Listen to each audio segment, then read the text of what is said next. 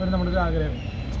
പക്ഷേ നമ്മൾ നമ്മുടെ PR വർക്ക് ചെയ്യുന്ന ആൾക്കാർ ഒരു മോശമായിട്ട് വരുന്നില്ല. പക്ഷേ ആറാട്ടണ്ണനായിട്ടുള്ള സംഭവങ്ങൾ ഭയങ്കരമായിട്ടുള്ള രീതിയിൽ പുള്ളി നാട്ടിക്കുന്നുണ്ട് പരമാവധി.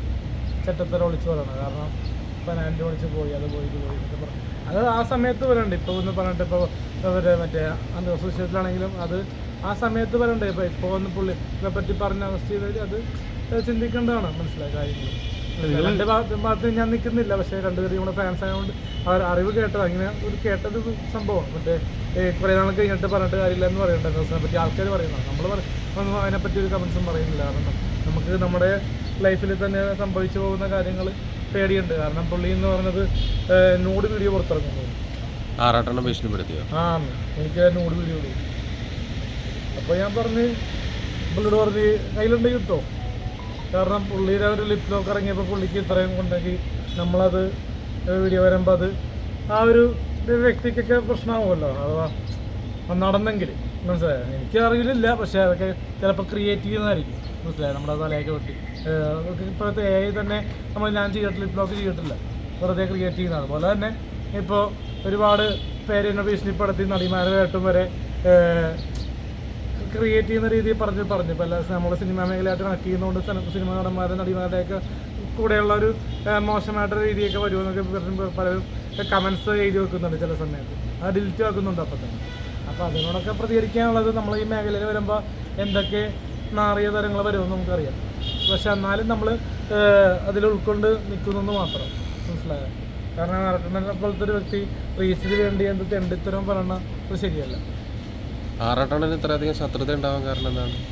കാരണം പുള്ളിക്ക് ഫ്രസ്ട്രേഷൻ വീഴുകയാണെങ്കിൽ ആയിരിക്കും. അല്ല, കഴിഞ്ഞ ആഴ്ച നിങ്ങൾ എല്ലാവരും ഹാപ്പി ആയിട്ട് ഇതിനെ കുറിച്ച് കൂളായിട്ട് പ്രതികരിച്ചല്ലേ? പെട്ടെന്ന് സംഭവിച്ചു. പുള്ളി മറ്റേ ആണുങ്ങളാകുമ്പോൾ ചിലപ്പോൾ പോയെന്നിരിക്കും, പോകാണ്ടിരിക്കും.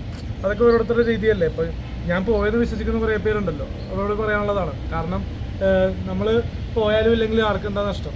മനസ്സിലായോ. കാരണം ഈ പുള്ളി ചിലവാക്കിയിട്ടുണ്ടെങ്കിൽ പുള്ളി ചിലവാക്കിയിട്ടുണ്ടാവും. എനിക്കറിയില്ല അതിനെ പറ്റിയുള്ള കാര്യങ്ങൾ. കാരണം ഈ പുള്ളി പോയെന്ന് ലൈവിൽ പലപ്പോഴും വിളിച്ച് പറയാറുണ്ട്. കള്ളോടിക്ക് പോകാറുണ്ട്. ഞാൻ വെർജിനാണെന്ന് പുള്ളി പറയാറുണ്ട്.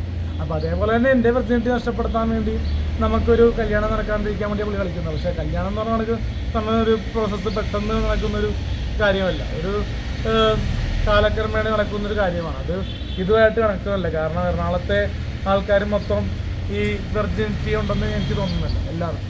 എല്ലാ പെൺകുട്ടികളും വെർജിനാണെന്ന് നമുക്ക് സംശയിക്കേണ്ടിയിരിക്കുന്നു. കാരണം മറൈൻ ഡ്രൈവിലും പാർക്കിലൊക്കെ ഒരുപാട് സഹകാര പ്രവർത്തനങ്ങൾ നമ്മൾ കണ്ണിൽപ്പെടുന്നുണ്ട്. ഒരുപാട് കഴിഞ്ഞ ദിവസം പറഞ്ഞിരുന്നു മോശമായിട്ടുള്ള അനുഭവം കല്ലൂർ സ്റ്റേഡിയത്തിലൊക്കെ നടക്കുന്നുണ്ട്.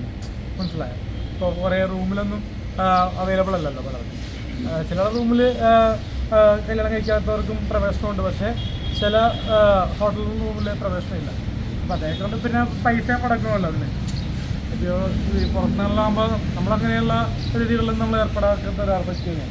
പക്ഷേ നമ്മൾ ഇങ്ങനെ ചെയ്തു ഇങ്ങനെ പിടിച്ചു എന്നൊക്കെ പറയുന്നത് ഇങ്ങനെ അഥവാ ചെയ്താൽ പോലും അത് പുറത്തു വിടുന്ന ചെറ്റത്തരവും. മനസ്സിലായി. ആണും പെണ്ണും ആകുമ്പോൾ വികാരം ഉണ്ടാകാം.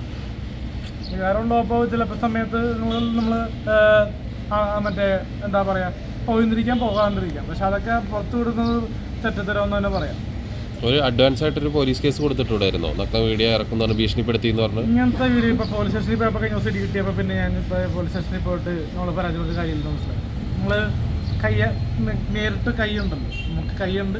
നമുക്ക് അത്യാവശ്യം ഗുണ്ടാ സെറ്റപ്പൊന്നും ഇല്ല. എന്നാലും ഒരു ഗുണ്ടകളെ പോലെ തോന്നിക്കുന്ന ആൾക്കാർ നമ്മുടെ ഒപ്പം ഉണ്ട്. അപ്പോൾ അതുകൊണ്ട് തന്നെ കയ്യാങ്കളിയിലൂടെ നേരിടാനാണ് പ്ലാൻ. അപ്പോൾ ആറാട്ടണ്ണനെ കൈകാര്യം ചെയ്യുന്നതാണ് പറയുന്നത്. ആറാട്ടണ്ണന് നമ്മളെ ഇപ്പോൾ നമ്മുടെ പ്രശ്നത്തിലെ ബന്ധപ്പെട്ട് ഇപ്പോൾ എൻ്റെ വീട്ടിൽ എന്തെങ്കിലും ഒരു മരണം സംഭവിച്ചാൽ മനസ്സിലായി. സൂയിസൈഡ് അറ്റംപ്റ്റ് ആയി ഞാൻ നടത്തൂല. ഞാനാണ് ശരിക്കും ചെയ്യേണ്ടത്. പക്ഷേ എനിക്ക് അത് ഇതിൽ വലിയ പേടിയില്ല. കാരണം നമ്മൾ ഇതിലും വലുത് നമ്മൾ സിനിമാ മേഖലയിൽ നമ്മൾ കണ്ടെത്തുള്ള നമ്മൾ ഇതിലേക്ക് ഇറങ്ങിയത് അടിയാക്രമിച്ച കേസൊക്കെ മനസ്സിലായോ. അപ്പോൾ അതൊക്കെ നമ്മൾ വിചാരിക്കുമ്പോൾ ഫീൽഡിലേക്ക് ആരും വരില്ലല്ലോ. സിനിമ ഫീൽഡിലേക്ക് ഓരോരോ പ്രശ്നങ്ങളും തരണം ചെയ്താണ് നമ്മൾ ഇപ്പോൾ മുന്നോട്ട് പോകുന്നത്. പക്ഷേ പുള്ളി ഇങ്ങനത്തെ ഒരു സംഭവങ്ങൾ പുറത്തു വിടുമ്പോൾ ഒരു ചേട്ടനറിയ ബന്ധങ്ങൾ പൊളിയും. കാരണം ആണുങ്ങളാണ് പരസ്പരം ആരോടെ എവിടെയെങ്കിലും പോകുക ഇന്നത്തെ കാലത്ത്.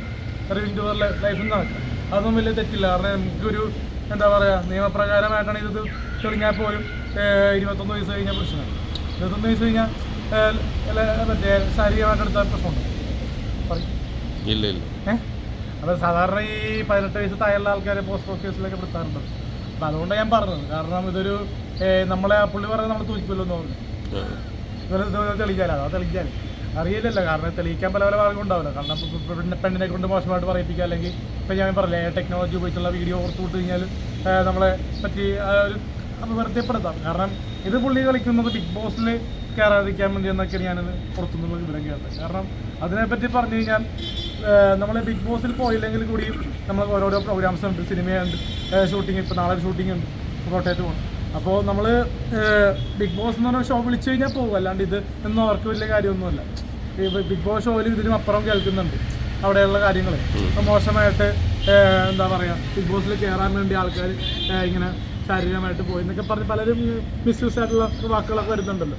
അപ്പോൾ അതുകൊണ്ട് തന്നെ എല്ലാ മേഖലയിലും ഇങ്ങനെ സെക്ഷുവൽ അബ്യൂസൊക്കെ ഉള്ള വാക്കുകൾ പറയുന്നുണ്ട്, ഇങ്ങനെ നടക്കുന്നുണ്ട്, അങ്ങനെയാണ് ഇങ്ങനെയാണെന്നൊക്കെ പറഞ്ഞ് ഇതിനൊന്നും തെളിവുകളില്ലല്ലോ. ഒരു വീഡിയോ ക്ലിപ്പ് പോലും പുറത്ത് വരുന്നില്ലല്ലോ, മനസ്സിലായോ? ഒരു അല്ലെങ്കിൽ ഓഡിയോ ക്ലിപ്പ് പോലും പുറത്തു വിടുന്നില്ല. ഇങ്ങനെ വാക്കുകൾ കൊണ്ട് ഇങ്ങനെ ഓരോരുത്തരും ഓരോ മാലാരന്മാരൊക്കെ പറയുന്നതെന്ന് മാത്രമേ ഉള്ളൂ.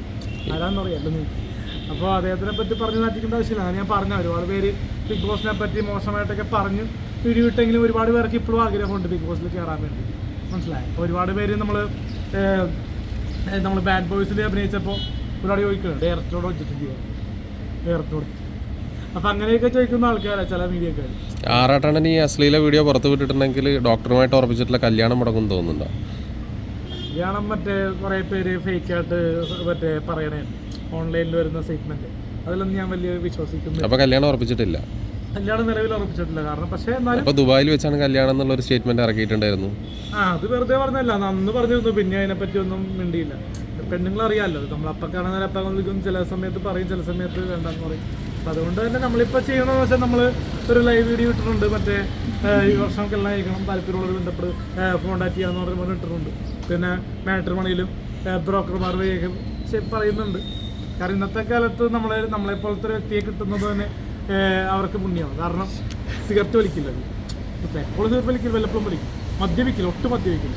പിന്നെ ലേഡീസായിട്ടുള്ള ഫ്രണ്ട്ഷിപ്പ് എനിക്ക് അത്യാവശ്യമുണ്ട്, മൾഗറായിട്ടല്ല, മാന്യമായിട്ടുള്ള ഫ്രണ്ട്ഷിപ്പ് ഉണ്ട്. അപ്പം അതൊക്കെ ഒരു സംശയമില്ലാത്ത ആൾക്കാർക്ക് നമ്മളൊപ്പം ജീവിക്കാവുന്നതാണ്. നമ്മളെ ഒരുപാട് പേര് നമുക്ക് ഒരുപാട് വിവാദങ്ങൾ വന്നാലും ഒരുപാട് ലേഡീസ് വിളിക്കുന്നുണ്ട്. ഏറ്റവും കൂടുതൽ മുസ്ലിം പെണ്ണുങ്ങളെ വിളിക്കുന്നു രാത്രിയാണ്. ഇത് സന്തോഷമുണ്ട്. ഫാത്തിമ എന്നൊക്കെ പറഞ്ഞ പെണ്ണൊക്കെ വിളിക്കും.